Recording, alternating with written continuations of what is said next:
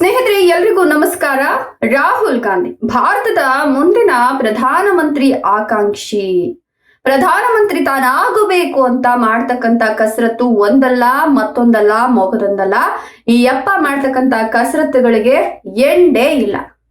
ಇದೆಲ್ಲದರ ನಡುವೆ ಭಾರತದ ಮಾನ ಮರ್ಯಾದೆಯನ್ನ ವಿದೇಶದಲ್ಲಿ ಹರಾಜಾಕೋದು ಈ ಯಪ್ಪನು ಒಂಥರ ಚಾಲಿ ಆಗ್ಬಿಟ್ಟಿದೆ ಅಂತ ಹೇಳಿದ್ರೆ ತಪ್ಪಾಗ್ಲಿಕ್ಕಿಲ್ಲ. ಇದೀಗ ಅಂಥದ್ದೇ ಒಂದು ಚಾಳಿಯನ್ನ ಮುಂದುವರೆಸಿದ್ದಂತಹ ರಾಹುಲ್ ಗಾಂಧಿಗೆ ಇದೀಗ ಕೋರ್ಟ್ ಸರಿಯಾಗಿನೇ ನೋಡ್ಕೊಳ್ಳುವಂತೆ ಕೊಟ್ಟಿದೆ ಅಂತ ಹೇಳಬಹುದು. ಈ ಯಪ್ಪ ಕೊಟ್ಟಿರ್ತಕ್ಕಂಥ ಒಂದು ಹೇಳಿಕೆ ಇದೀಗ ಈತನ ವಿರುದ್ಧ FIR ದಾಖಲಾಗ್ತಕ್ಕಂತ ಎಲ್ಲ ಲಕ್ಷಣಗಳು ಕಾಣ್ತಾ ಇದ್ದು ಕೋರ್ಟ್ ನಲ್ಲಿ ಈ ವಿಚಾರಕ್ಕೆ ಸಂಬಂಧಪಟ್ಟಂತೆ ವಿಚಾರಣೆ ಕೂಡ ನಡೆದಿದೆ. ಹಾಗಾದ್ರೆ ಏನದು ಆ ಯಪ್ಪ ಕೊಟ್ಟಿರ್ತಕ್ಕಂಥ ವಿವಾದಾತ್ಮಕ ಹೇಳಿಕೆ? ರಾಹುಲ್ ಗಾಂಧಿಗೆ ಇದನ್ನು ಬಿಟ್ಟು ಮಾಡೋದಕ್ಕೆ ಬೇರೆ ಏನ್ ಕೆಲಸ ಇಲ್ವಾ? ಇದ್ರ ಬಗ್ಗೆ ಹೇಳ್ತಾ ಹೋಗ್ತೀನಿ. ಅದಕ್ಕಿಂತ ಮೊದಲು ಕರ್ನಾಟಕ ನ್ಯೂಸ್ 9ಗೆ ಸ್ವಾಗತ. ನಾನು ವಿಮಲಾ ನಾಗರಾಜ್. ಸ್ನೇಹಿತರೆ, ನಿಮ್ಮೆಲ್ಲರಿಗೂ ಗೊತ್ತಿದೆ, ಈ ಹಿಂದೆ ಭಾರತದ ಸೈನಿಕರ ಕುರಿತು ಹೇಳಿಕೆಯನ್ನ ಕೊಟ್ಟು ಈ ಯಪ್ಪ ಕೋರ್ಟ್ ನಿಂದ ಚೀಮಾರಿಯನ್ನ ಹಾಕಿಸ್ಕೊಂಡಿದ್ದ.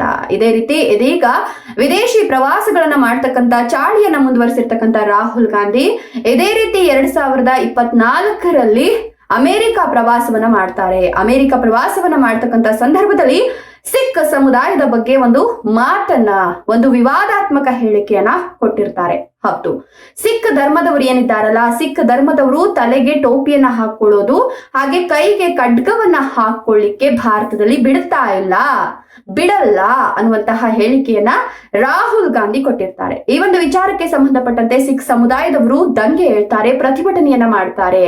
ಯಾಕೆ ಧರ್ಮದ ನಡುವೆ ಬೆಂಕಿ ಹಚ್ಚತಕ್ಕಂತ ಕೆಲಸವನ್ನ ಮಾಡ್ತಿದ್ದೀರಾ?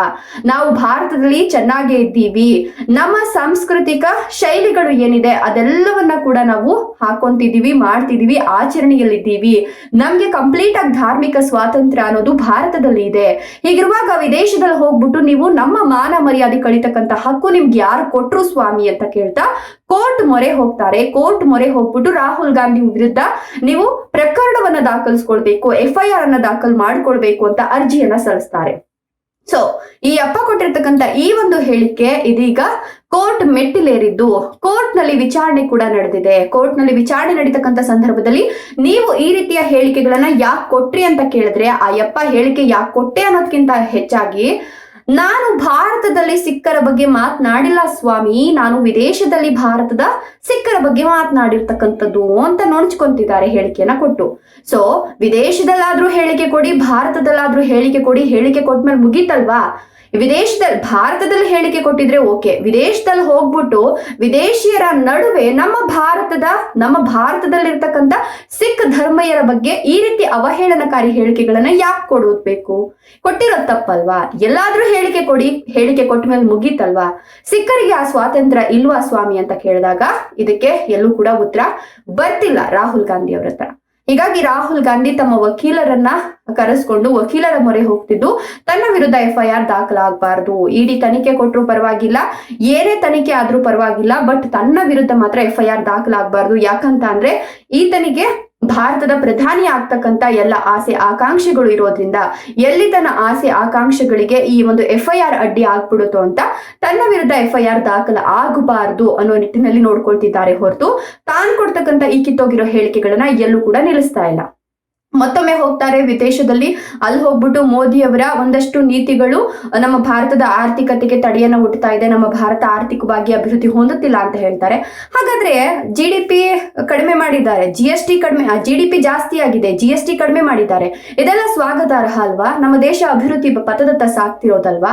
ದೇಶವನ್ನ ಅಭಿವೃದ್ಧಿಯಲ್ಲಿ ಕೊಂಡೊಯ್ಬೇಕು ಅನ್ನೋ ಪ್ರಧಾನಿ ನರೇಂದ್ರ ಮೋದಿ ಅವರಲ್ಲಿ ದೇಶದ ಮಾನ ಮರ್ಯಾದೆಯನ್ನ ವಿದೇಶಗಳಲ್ಲಿ ಹರಾಜಾಕೋ ನೀವೆಲ್ಲಿ ಸ್ವಾಮಿ ಅಂತ ನಮ್ಮ ದೇಶೀಯ ಜನರು ಇದೀಗ ಪ್ರಶ್ನೆಯನ್ನ ಮಾಡ್ತಿರ್ತಕ್ಕಂಥದ್ದು. ಈ ರೀತಿ ಗೊಂದಲಮಯ ಹೇಳಿಕೆಗಳನ್ನ, ವಿಚಿತ್ರ ಹೇಳಿಕೆಗಳನ್ನ, ಇಲ್ದಿರ್ತಕ್ಕಂಥ ಹೇಳಿಕೆಗಳನ್ನ, ಮಾಡದೇ ಇರ್ತಕ್ಕಂಥ ಕೆಲಸಗಳನ್ನ, ಬರ್ದೇ ಇರ್ತಕ್ಕಂಥ ಒಂದಷ್ಟು ವಿಚಾರಗಳನ್ನ ಹೋಗ್ಬಿಟ್ಟು ವಿದೇಶದಲ್ಲಿ ನೀವು ಕೂತ್ಕೊಂಡು ಹೇಳಿಕೆಗಳನ್ನ ಕೊಟ್ರೆ ಯಾರು ಸಹಿಸ್ಕೋತಾರೆ?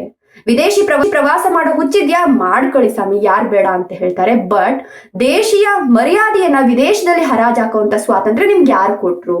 ನಮ್ಮ ಭಾರತದ ಮಾನ ಮರ್ಯಾದೆಯನ್ನ ಕಾಪಾಡಬೇಕಾಗಿರ್ತಕ್ಕಂಥ ರಾಜಕೀಯ ಪಕ್ಷದ ಪ್ರಮುಖ ನಾಯಕನಾಗಿರ್ತಕ್ಕಂಥ ನೀವು ದೇಶವನ್ನ ಕೆಳಮಟ್ಟಕ್ಕೆ ತೆಗೆದುಕೊಂಡು ಹೋಗ್ತಕ್ಕಂಥ ಸಂಸ್ಕೃತಿಯನ್ನ ಯಾಕೆ ಕಲ್ತಿದ್ದೀರಾ ಅನ್ನೋದು ಜನರ ಪ್ರಶ್ನೆ. ಸೊ ಈ ಒಂದು ವಿವಾದ ಅಂತೂ ಕೋರ್ಟ್ ಮೆಟ್ಟಿಲೇರಿದೆ. ಬಟ್ ಅವರ ವಿರುದ್ಧ FIR ದಾಖಲಾಗುತ್ತಾ, ಕೋರ್ಟ್ ಏನ್ ತೀರ್ಮಾನಗೊಳ್ಳುತ್ತೋ ಗೊತ್ತಿಲ್ಲ.